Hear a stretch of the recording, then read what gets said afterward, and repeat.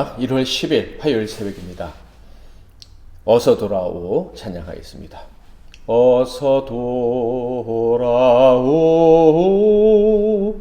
어서 돌아마노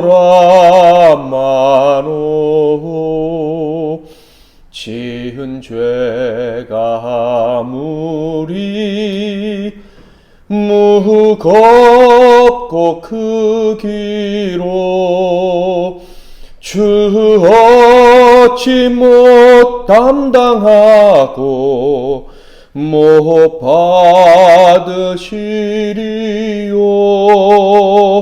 우리 주의 넓은 가슴은 하늘보다 넓고 넓어. 어서 돌아오 어서 돌아마노. 우리 주는 날마다 기다리신다오. 밤마다 문 열어놓고 마음 졸이시며 나간 자식 돌아오기만 밤새 기다리신다오.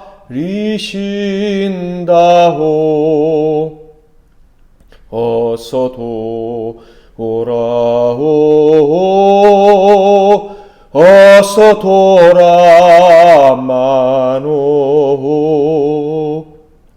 채찍 맞아파도 주님의 손으로 때리시고 어루만져 위로해 주시는 우리 주의 넓은 품으로 어서 돌아오 어서.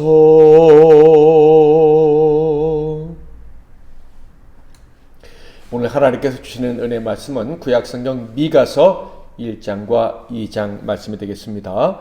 미가서 1장과 2장 말씀 중에서 2장 12절과 13절을 봉독해 드리겠습니다.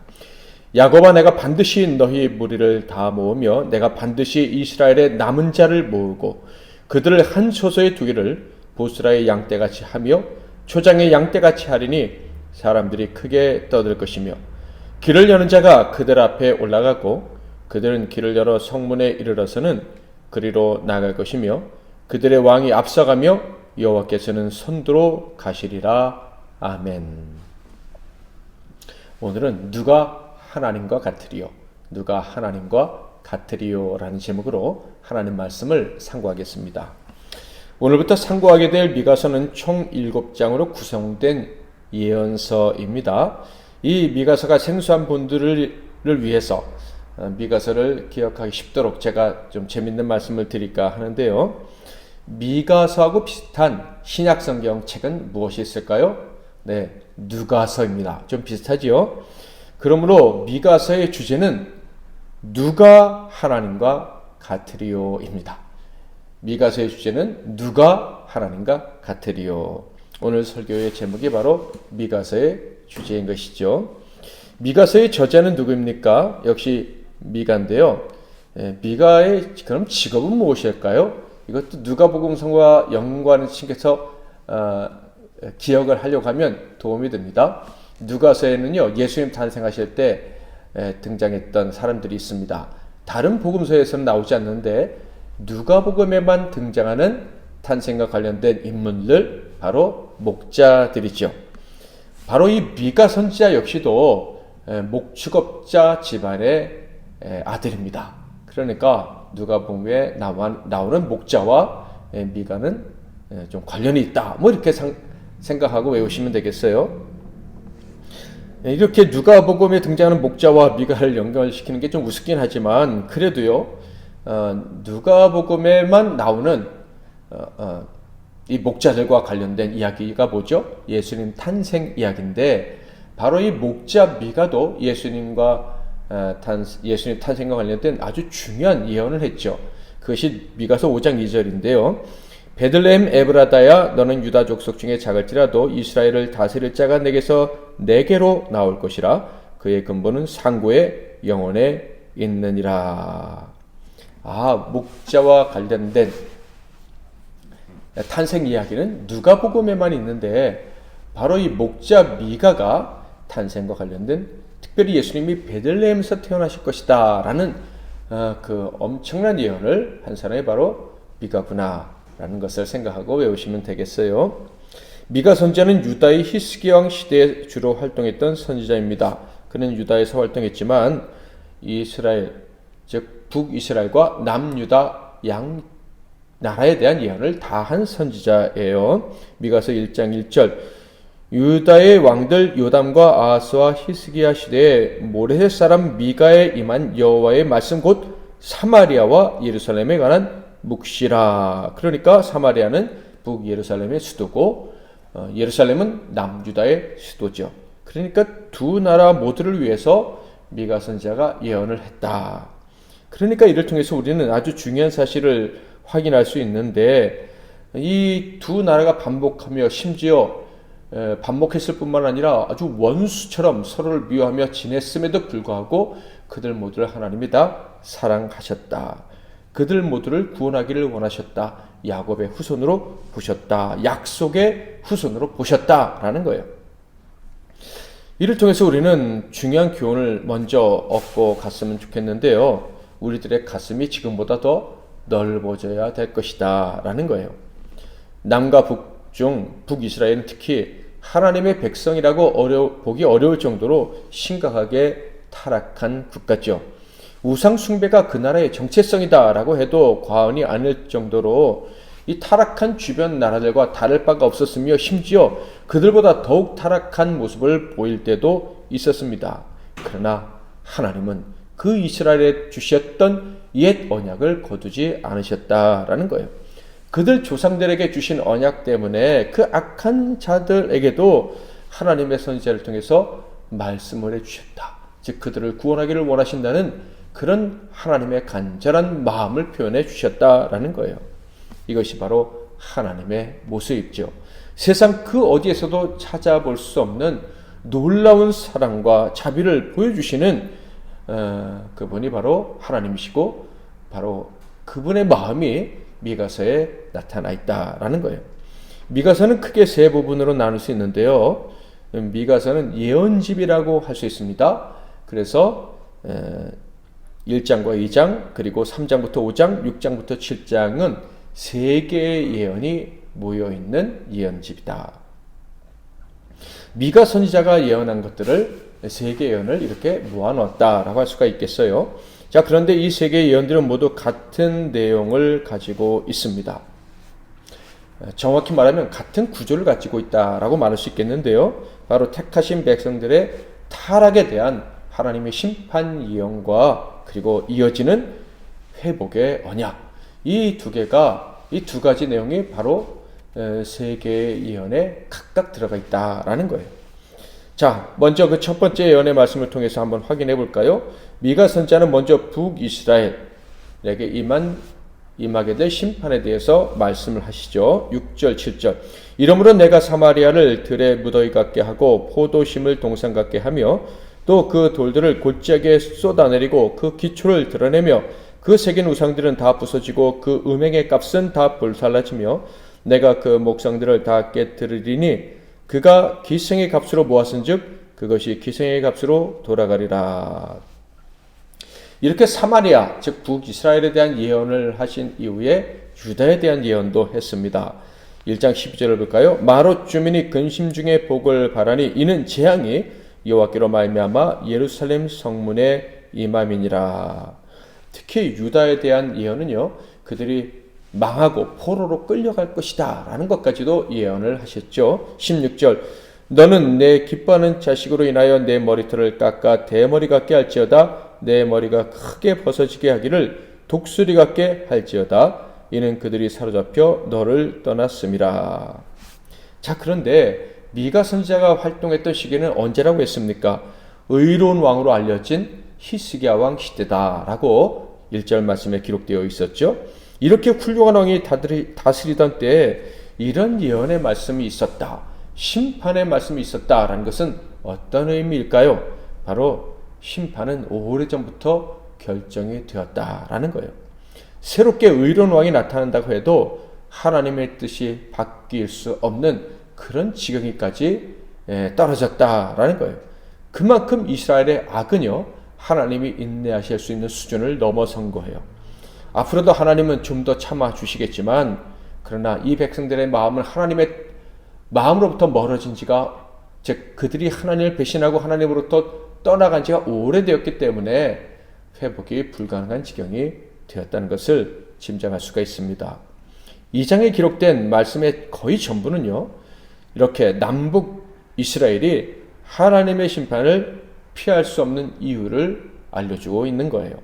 그러니까 2장 대부분은 검사가 피고인의 죄상을 낱낱이 밝히는 것과 같은 내용이다라는 거예요. 그 첫 부분을 먼저 볼까요? 2장 1절부터 3절. 그들이 침상에서 죄를 꾀하며 악을 꾸미고 날이 밝으면 그 손에 힘이 있으므로 그것을 행하는 자는 화 있을 진저. 밭들을 탐하여 빼앗고 집들을 탐하여 차지하니 그들이 남자와 그의 집과 사람과 그의 산업을 강탈하도다. 그러므로 여호와의 말씀에 내가 이 족속에게 재앙을 계획하나니 너희의 목이 이에서 벗어나지 못할 것이요 또한 교만하게 다니지 못할 것이라. 이는 재앙의 때임이라 하셨느니라. 이스라엘의 악이 침상에서부터 시작된다, 이렇게 말씀하고 있습니다. 그러니까 아주 계획적으로 악을 범했다라는 거예요. 악행을 서슴지 않는 그들은 자신들의 행위에 조금도 주저함이 없었다. 참으로 교만한 상태였다라는 거예요.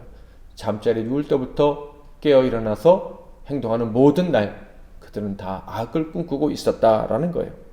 다음 구절은요, 그들이 악을 행했을 뿐만 아니라 그 악을 지적하는 하나님의 말씀에 대해서도 노골적으로 반감을 드러냈다라는 거예요. 2장 6절, 그들이 말하기를 너희는 예언하지 말라. 이것은 예언할 것이 아니거늘 욕하는 말을 그치지 아니한다 하는도다. 그래서 하나님 말씀하십니다. 너희들은 심판을 받아도, 즉 당장 심판을 받아도 원망할 수 있는 사람들이 아니다라는 거예요. 2장 7절, 너희 야곱의 족속아 어찌 이르기를 여호와의 영이 성급하시다 하겠느냐, 그의 행위가 이러하시다 하겠느냐, 나의 말이 정직하게 행하는 자에게 유익하지 아니하냐. 그러니까 그 위대한 임금 히스기야 시대에도 이 백성들의 영적 상태는 참남한 상태 그 자체였던 것입니다. 그러므로 하나님의 심판을 피한다는 것은 불가능한 지경이 되었죠. 심판은 결정되고 취소될 수 없는 거예요. 심판이 임하는 날만 기다리는 것 외에는 아무것도 남지 않았다라는 거예요. 그래서 결국 심판이 임하게 될 것이고 그들은 멸망을 당하고 포로로 끌려가는 비참한 일을 겪게 될 것입니다. 그런데 이런 무서운 심판에 대한 말씀을 하신 후에 갑자기 대반전의 말씀이 나옵니다. 하나님의 진심이 갑자기 툭 하고 튀어나왔다라는 거예요. 그것이 2장 마지막에 기록되어 있습니다. 즉 첫 번째 예언의 끝에 두 구절에 바로 하나님의 마음이 드러났다라는 거예요.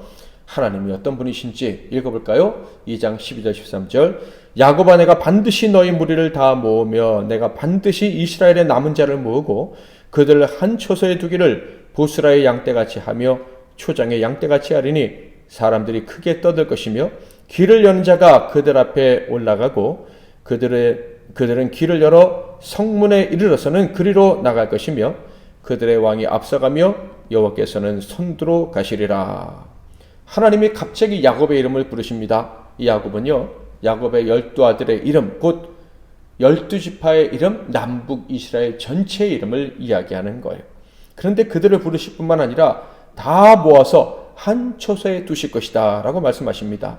여기서 모은다라는 말씀은요, 추수한다라는 의미를 가지고 있어요.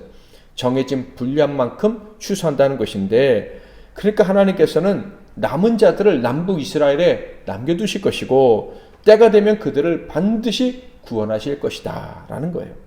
남은 자들을 모아서는 어떻게 하신다고요? 정하신 초소에 두신다. 곧 새하늘과 새 땅에 살게 하실 것이다 라는 거예요. 그 새하늘과 새 땅을 보스라의 초원이다 라고 말씀하고 계시는데, 바로 양들에게 가장 좋은 환경을 의미하는 단어입니다.